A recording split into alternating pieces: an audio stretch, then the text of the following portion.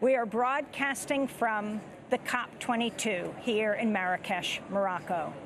In what's seen by some as a direct response to the election of Donald Trump and his rejection of climate science, nearly 200 nations have agreed on a proclamation here in Marrakech, Morocco, declaring implementation of the Paris Climate Accord to be a, quote, urgent duty. This comes just over a week after Trump was elected president. He's vowed to pull the United States out of the Paris Agreement and has called climate change a Chinese-created hoax. Trump will soon become the only world leader who doesn't believe in climate change. This is Aziz Makour, Morocco's head negotiator at the talks. We call for all parties to strengthen and support efforts to eradicate poverty, ensure food security, and to take stringent action to deal with climate change challenges in agriculture.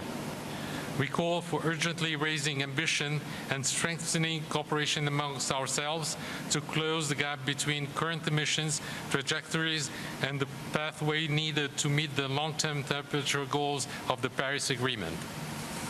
We call for an increase in the volume, flow, and access to finance for climate projects alongside improved capacity and technology, including from developed to developing countries.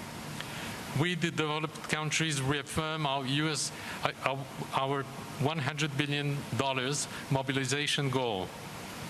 We unanimously call for further climate action and support, well in advance of 2020, taking into account the specific needs and special circumstances of developing countries, the least developed countries, and those particularly vulnerable to the adverse impacts of climate change. We who are parties to the Kyoto Protocol encourage the ratification of the Doha Amendment. That's Aziz Makour, Morocco's head negotiator at the COP22 talks, speaking after nations signed on to what's known as the Marrakech Action Proclamation. Tina Johnson is policy director at the U.S. Climate Action Network. And so it just became the signifying opportunity and moment for this COP to say that, you know, no one country, no one man, no one person can control the outcome of the destiny that we all see as part of the writing on the wall, that climate change is real, we need to act, and that we're going to do everything we can. So, yeah, I definitely think that the speeches over the last several days had that impact and effect on us as a civil society and over other countries as well. Earlier this week, Frank Bainimarama, the Prime Minister of Fiji, appealed directly to President-elect Donald Trump. I want to make a special appeal to the President-elect of the United States, Donald Trump, for a personal change of heart and a public change of policy on the issue of climate change. Sir, you have said that you do not believe that climate change is man-made, and you intend, as President, to cut off America's contribution to the global efforts to reduce carbon emissions. I am especially alarmed by reports that you intend to withdraw from the Paris Agreement, which would be disastrous for every person on Earth.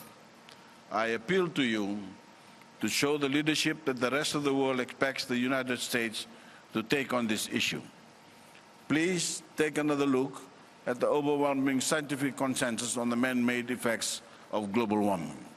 Please come as a matter of urgency to see for yourself the devastating impact that rising sea levels and extreme weather events are already having on our peoples and our way of life. President-elect Trump, I formally invite you to Fiji and promise you the warmest of welcomes. We will show you how we are already having to move entire communities out of the way of the rising seas. And you can meet the families of the 44 Fijians who were killed last February by the biggest tropical cyclone ever to make landfall in the southern hemisphere. I repeat, the world looks to America for leadership as we work together to confront this challenge to our survival and the well-being of our planet. President-elect Trump, I appeal to you for humanity's sake to show that leadership and to join our common cause. And I thank you. That's the Prime Minister of Fiji, Frank Bainimarama. He will be the president of the next COP, which won't be held in Fiji. It'll be held in Bonn, Germany. Meanwhile, climate activists have staged a series of actions here at the UN summit, calling on world leaders to do more to address the climate crisis. My name is Winona Casino, and I'm from the Marshall Islands. This is in the North Pacific. Right now, my people are the front line. We are affected by climate change. We're feeling it right now. The island is barely 2 meters above sea level. I'm speaking to you as a mother. I have 2 babies. Where will we go if our island sinks? On Thursday, climate activists also staged protests here targeting corporate sponsors of the UN Climate Summit.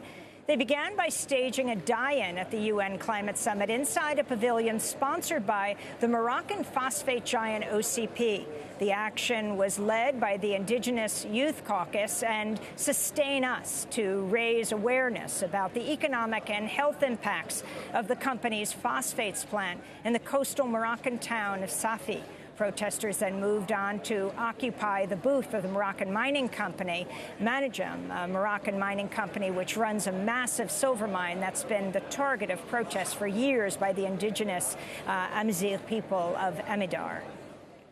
This action symbolizes indigenous and non-indigenous groups from both inside and outside of Morocco coming together to show the similarities of environmental atrocities communities around the world face.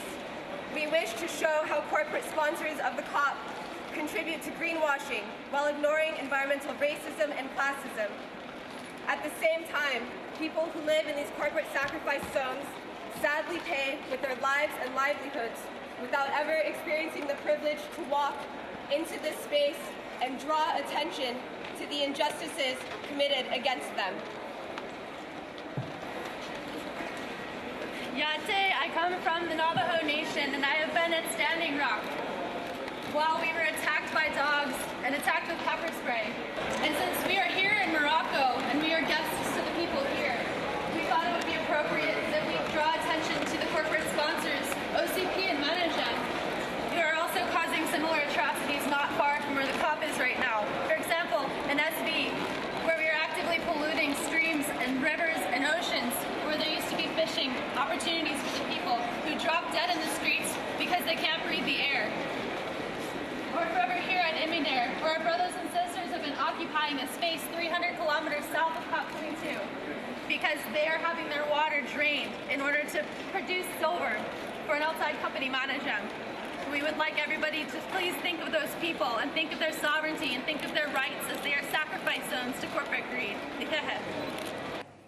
Well, this is Democracy Now!, democracynow.org. When we come back from break, we'll look at an issue that has barely received coverage here, the Moroccan occupation of the Western Sahara, which many consider to be Africa's last colony. Stay with us.